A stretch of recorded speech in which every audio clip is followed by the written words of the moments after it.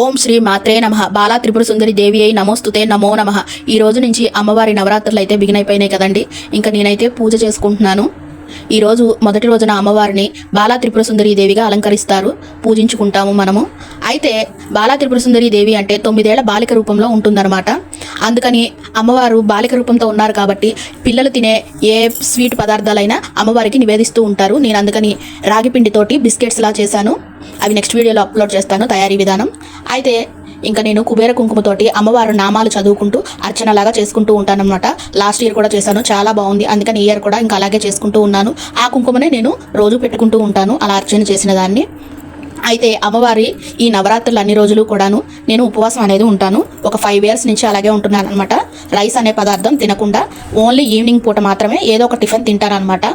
ఇంకా అందుకని అమ్మకి నివేదించే నైవేద్యంలో కూడాను నేను రైస్ అనే పదార్థాన్ని ఉపయోగించకుండా రకరకాల ప్రసాదాలు నాకు వచ్చినటువంటివి చేస్తూ ఉంటాను. అవన్నీ కూడాను ఇంకా నుంచి అప్లోడ్ చేస్తూ ఉంటాను. మీరు అందరూ ఇలాగే సపోర్ట్ చేస్తూ ఉండండి. Bye friends, bye.